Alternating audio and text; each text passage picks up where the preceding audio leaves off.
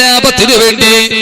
അതാണ് പ്രിയപ്പെട്ടവരെ ഒരു മനുഷ്യന്റെ ജീവിതത്തിൽ ഏറ്റവും വലിയ കറാമത്ത് എന്ന് പറയുന്നത് ദവാമു തൗഫീഖ്. തൗഫീഖ് സ്ഥിരമാവുക. സാധാരണ ആളുകൾ വലിയ വിലായത്ത് കറാമത്ത് എന്നൊക്കെ പറഞ്ഞാൽ അത്ഭുതം കാണിച്ചു കൊടുക്കണം, അത്ഭുതം കാണണം. ആകാശത്തൊരാൾ പറന്നു എന്ന് കേട്ടാൽ, അന്തരീക്ഷത്തിൽ നിന്നും ഭസ്മം എടുത്തു എന്ന് കേട്ടാൽ, അന്തരീക്ഷത്തിൽ നിന്നും മോതിരമെടുത്തു എന്ന് കേട്ടാൽ, പ്രിയപ്പെട്ട സുഹൃത്തുക്കളെ, അവിടെയൊക്കെ നമ്മൾ അത്ഭുതം ആരോപിക്കും.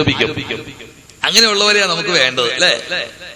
നേരെ മറിച്ച് കേരളത്തിൽ നിങ്ങൾ ആലോചിച്ചു നോക്ക്, എത്രയെത്ര മഹാന്മാർ, എത്രയെത്ര നിറഞ്ഞ ആലിമീങ്ങള് മരിക്കുന്ന സമയം വരെ ഒരു നിസ്കാരം പോലും നഷ്ടപ്പെടുത്തി കളയാതെ, ഒരു ഫർളുകൾ പോലും ഉപേക്ഷിക്കാതെ പരമാവധി സുന്നത്തുകൾ പ്രവർത്തിച്ചുകൊണ്ട് ഇസ്തിഖാമത്തിലായിട്ട് മരണപ്പെട്ടു പോയ എത്രയെത്ര ആലിമീങ്ങളുണ്ട്. അപ്പൊ ഏറ്റവും വലിയ കറാമത്ത് എന്ന് പറയുന്നത് ഇന്ന മിൻ അജല്ലിൽ കറാമാത്തി, കറാമാത്തുകളിൽ വെച്ച് ഏറ്റവും വലിയ കറാമത്ത് അത് ദവാമു തൗഫീഖ്. തൗഫീഖിൽ ഉറച്ചു നിൽക്കുക. അല്ലാഹു നമുക്കൊക്കെ നൽകി തരട്ടെ. ആടിപ്പോകും സുഹൃത്തുക്കളെ, പലർക്കും പല കാര്യങ്ങൾക്കും ചാഞ്ചാട്ടം വന്നു പോകും. അടിപറച്ച് ഈമാൻ തെറ്റാതെ. ഇപ്പൊ ഈ കഴിഞ്ഞ ദിവസം തന്നെ പല ആളുകളുമായിട്ട് നമ്മൾ സംസാരിക്കുമ്പോ സാമ്പത്തിക ഞെരുക്കങ്ങൾ, ശാരീരിക പ്രയാസങ്ങൾ, കുടുംബ പ്രശ്നങ്ങൾ ഒക്കെ വരുമ്പോൾ ഇതെല്ലാം മനുഷ്യർക്ക് വരാവുന്നതാ. ആരും വരാതിരിക്കില്ല. ഒരു തരത്തിലല്ലെങ്കിൽ മറ്റൊരു തരത്തിൽ പ്രശ്നങ്ങൾ വരും. ഈ പ്രശ്നങ്ങളൊക്കെ വരുമ്പോ പലർക്കും ഈമാനിനെ ഇളക്കം തട്ടിപ്പോവാ. എന്താ ഇളക്കം? ഈമാൻ തെറ്റിപ്പോവെന്ന് തോന്നിപ്പോവാ. അള്ളാഹ് തന്നെ നമ്മളെ കൈവിട്ടോന്ന് നമുക്ക് തോന്നിപ്പോകും. അങ്ങനെ തോന്നുമ്പോൾ അറിയാതെ നമ്മൾ ചിലതൊക്കെ പറയും. ആ പറച്ചില് കൊണ്ട് വല്ലാത്ത അപകടം നേരിടും കേട്ടോ. അതുകൊണ്ട് തന്നെ ഇസ്തിഖാമത്ത് എന്ന് പറയുന്നത് വലിയ ഭാഗ്യമാണ്. ആ ഇസ്തിഖാമത്ത് ഒരാൾക്ക് ലഭ്യമായാൽ ആ മനുഷ്യനാണ് ഏറ്റവും വലിയ കറാമത്തുള്ള മനുഷ്യനും. മറ്റുള്ളവർക്ക് കറാമത്തില്ല എന്നല്ലേ പറയണത്. അപ്പൊ ഇസ്തിഖാമത്ത് ഉണ്ടാവുക. എങ്ങനെ ഇസ്തിഖാമത്ത്? മരിക്കുന്ന സമയം വരെ സക്കറാത്ത് തൊണ്ടക്കുടിയിലേക്ക് എത്തി അസ്രായീൽ റൂഹിനെ പിടിച്ചു കൊണ്ടുപോകുന്ന സമയം വരെ ലാ ഇലാഹ ഇല്ലല്ലാഹ് മുഹമ്മദ് റസൂലുള്ളാഹ് എന്ന ആദർശത്തിൽ ഉറച്ച് മരിക്കുന്ന വേളയിൽ ലാ ഇലാഹ ഇല്ലല്ലാഹ് പറയുക. പറയാന്ന് പറഞ്ഞാൽ ഉറക്കെ പറയണമെന്നല്ലേ പറയണത്. അത് പറയാൻ കഴിയുക. ഇതാണ് ഇസ്തിഖാമത്ത്.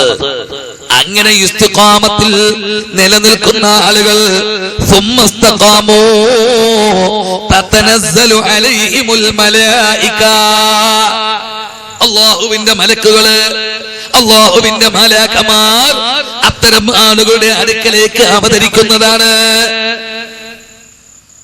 മലക്കുകൾ അങ്ങ് ഇറങ്ങും. മലക്കുകൾ അങ്ങ് ഇറങ്ങിയിട്ട് എന്താ മലക്കുകൾ അവരോട് പറയുന്നത്? അല്ലാ തഖാഫൂ വലാ തഹ്സനൂ വഅബ്ശിറൂ ബിൽ ജന്നത്തില്ലതീ കുൻതും തുഅദൂൻ. അല്ലാ തഖാഫൂ വലാ തഹ്സനൂ, നിങ്ങളൊന്നും പേടിക്കേണ്ടതില്ല, നിങ്ങളൊന്നും വിഷമിക്കേണ്ടതില്ല. ഖൗഫും വേണ്ട, ഹുസ്നും വേണ്ട, ഒരു പേടിയും പേടിക്കണ്ട എന്ന് മാത്രം പോരാ. വഅബ്ശിറൂ, നിങ്ങൾ സന്തോഷിച്ചു കൊള്ളുക. ബിൽ ജന്നത്തില്ലതീ കുൻതും തുഅദൂൻ, നിങ്ങളോട് വാഗ്ദാനം ചെയ്യപ്പെട്ടിരിക്കുന്ന, നിങ്ങളോട് കരാർ ചെയ്തിരിക്കുന്ന ആ സ്വർഗത്തെ കൊണ്ട്, ആ സ്വർഗം കൊണ്ട് നിങ്ങൾ സന്തോഷത്തോടെ ഇരിക്കുക. നിങ്ങളൊരു വേവലാതിയും വേണ്ട, ഒരു പേടിയും വേണ്ട, ഒരു മുഷിപ്പും വേണ്ട. പിന്നെ സന്തോഷിക്കുക. സ്വർഗ്ഗത്തിനെ കാണിക്കും, അതിനരകം കാണിക്കും. എന്നിട്ട് പറയും നിനക്കുള്ളത് ഇതായിരുന്നു, പക്ഷേ നീ ചൊവ്വായി നിന്നത് കൊണ്ട് നീ ഇതിൽ നിന്ന് രക്ഷപ്പെട്ടു. ഇതാണ് നിനക്കുള്ള സ്വർഗം, സ്വർഗത്തിന്റെ ഫോട്ടോ. എന്നിട്ട് മലക്കുകൾ പറയും നഹ്നു ഔലിയാഉകും ഫിൽ ഹയാത്തിദ് ദുനിയാ വഫിൽ ആഖിറ വലകും ഫീഹാ മാ തസ്തഹി അൻഫുസുകും വലകും ഫീഹാ മാ തദ്ഉൻ.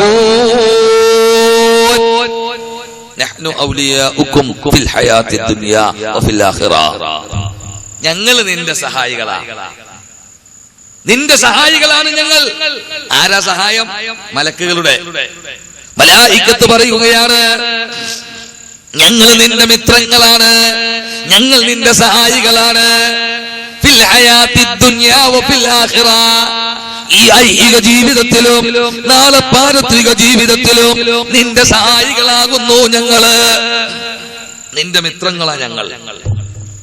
കണ്ടോ? അപ്പൊ ദുനിയാവിലും ആഖിറത്തിലും ആര് മിത്രങ്ങളായി? ബഹുമാനപ്പെട്ട മലായികത്ത്. ഇതൊരു വല്ലാത്ത അവസ്ഥയല്ലേ?